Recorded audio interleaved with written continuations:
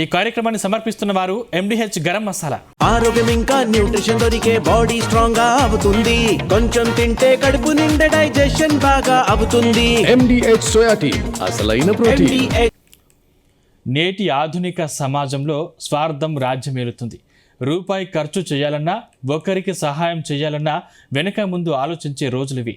ఇలాంటి క్లిష్ట పరిస్థితుల్లో కూడా తాము బతుకుతున్న సమాజానికి, రాబోయే తరానికి ఎంతో కొంత మేలు చేయాలనే ఉన్నతమైన ఆశయంతో ఓ గృహిణి అసాధారణ నిర్ణయం తీసుకున్నారు.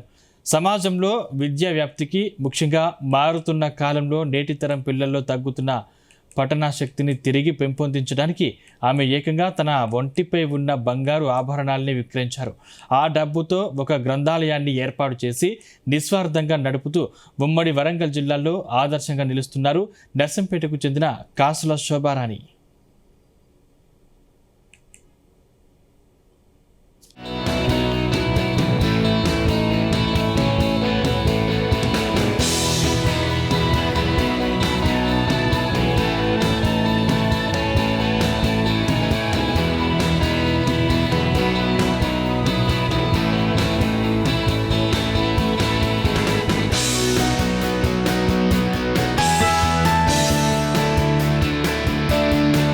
నర్సంపేట పట్టణానికి చెందిన గృహిణి కాసుల శోభారానికి సమాజం పట్ల, ముఖ్యంగా నేటి తరం బాలల భవిష్యత్తు పట్ల ఎంతో సామాజిక బాధ్యత ఉంది. నేటి డిజిటల్ యుగంలో పిల్లలు పుస్తకాలకు పూర్తిగా దూరమై స్మార్ట్ ఫోన్లు, ఆన్లైన్ గేమ్లకు బానిసలవుతున్న తీరు ఆమెను ఎంతగానో కలిచివేసింది.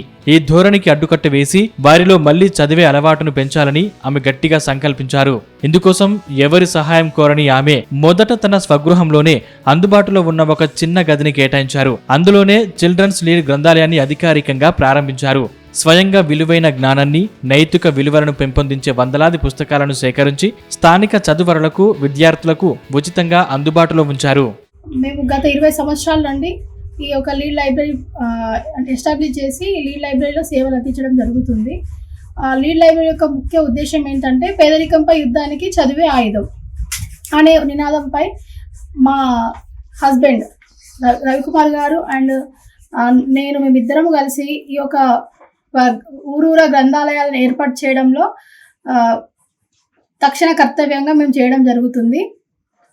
మెయిన్గా పిల్లల్లో ఎక్కువగా సెల్ ఫోన్లు యూజ్ చేయడం వల్ల వాళ్ళకు జరిగే నష్టాన్ని గుర్తించుకొని మేము అవాయిడ్ మొబైల్స్, హగ్ ఏ బుక్ అనే కార్యక్రమాన్ని కూడా నిర్వహించడం జరిగింది. ఇదే కాకుండా గ్రామాన లైబ్రరీలు వెళ్ళాలని, ప్రతి ఒక్కరికి బుక్ అందాలనే ఉద్దేశంతో మేము మొబైల్ లైబ్రరీ అంటే మా కార్ని కూడా మొబైల్ లైబ్రరీగా మార్చి ట్రైబల్ ఏరియాస్ ఎక్కడైతే గ్రామీణ ప్రాంతాలలో కూడా గ్రంథాలయాలు ఉండవో అక్కడికి కూడా పుస్తకాలు చేరవేసే ఉద్దేశంతో మేము కార్లో చాలా బుక్స్ అంటే లిటరేచర్ బుక్స్ కావచ్చు, స్టోరీ బుక్స్ కావచ్చు, నీతి మారల్ స్టోరీస్ కావచ్చు, అలాంటి అనేక బుక్స్ మేము తీసుకొని వెళ్ళి అక్కడ ఉన్న పిల్లలకు అందజేసి వాళ్ళతో చదివించడం జరుగుతుంది. శోభారాణి నిస్వార్థంగా ఎటువంటి లాభాపేక్ష లేకుండా ప్రారంభించిన ఈ చిన్న ప్రయత్నానికి నర్సంపేట పరిసర ప్రాంతాల నుండి అద్భుతమైన స్పందన లభించింది. చుట్టుపక్కల కాలనీల నుండి రోజు రోజుకు పుస్తకాలు చదివేందుకు వచ్చే వారి సంఖ్య పెరిగింది. ముఖ్యంగా పాఠశాల విద్యార్థుల సంఖ్య గణనీయంగా పెరగడంతో ఆమె సంతోషం వ్యక్తం చేశారు. కొద్ది రోజుల్లోనే ఆ చిన్న గది చదవటానికి వచ్చే వారితో కిక్కిరిసిపోయింది. కూర్చోవడానికి స్థలం సరిపోని పరిస్థితి ఏర్పడింది.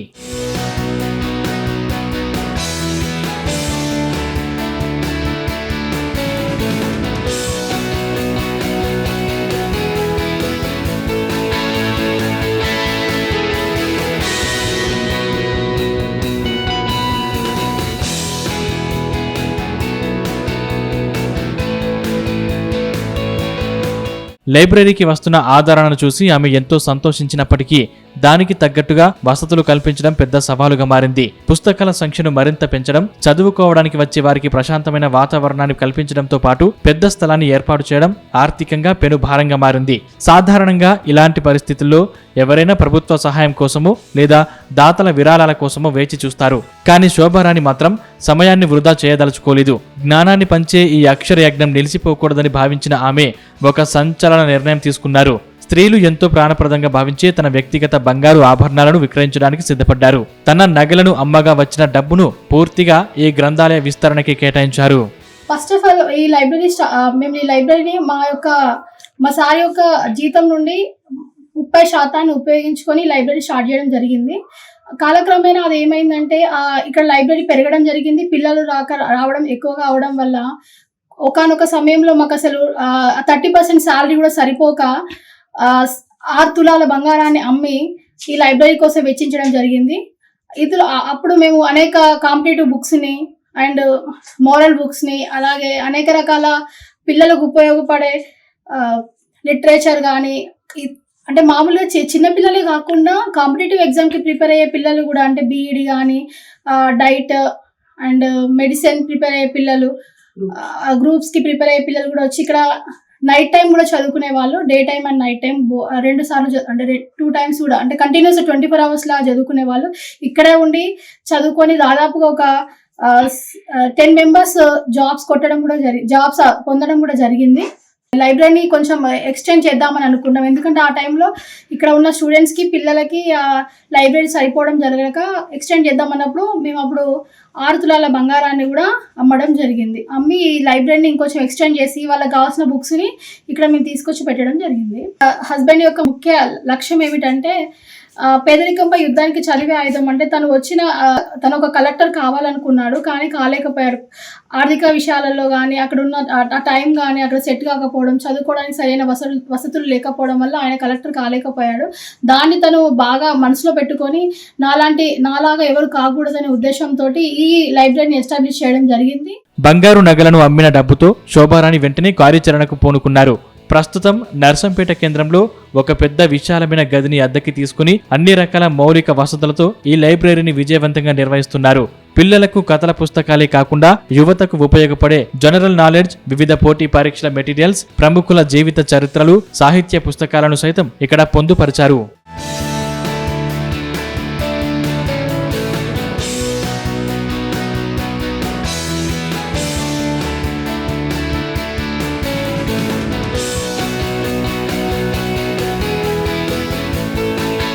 సొంత సుఖాలను, భవిష్యత్తు అవసరాల కోసం దాచుకున్న బంగారాన్ని సైతం లెక్క చేయకుండా కేవలం సమాజ శ్రేయస్సే ధ్యేయంగా అహర్నిశలు శ్రమిస్తున్న కాసుల శోభారాణి సేవలను స్థానిక మేధావులు, సామాజిక విశ్లేషకులు, ప్రజలు ముక్త కంఠంతో కొనియాడుతున్నారు. ఆమె చూపిన ఈ చొరవ నేటి తరం యువతకు సమాజ సేవ చేయాలనుకునే ప్రతి ఒక్కరికి ఒక గొప్ప దిక్సూచి, స్ఫూర్తిదాయకంగా మారుతుంది.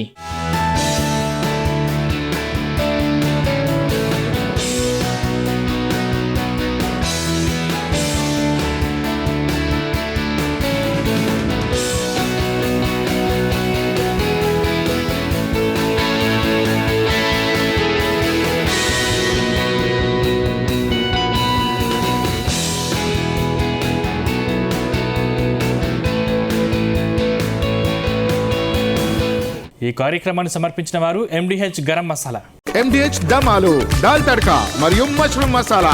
MDH తో భోజనం ఎల్లప్పుడూ రుచికరం. MDH సదా మీకు కొత్త రుచినివ్వడానికి తయారుగా ఉంటుంది.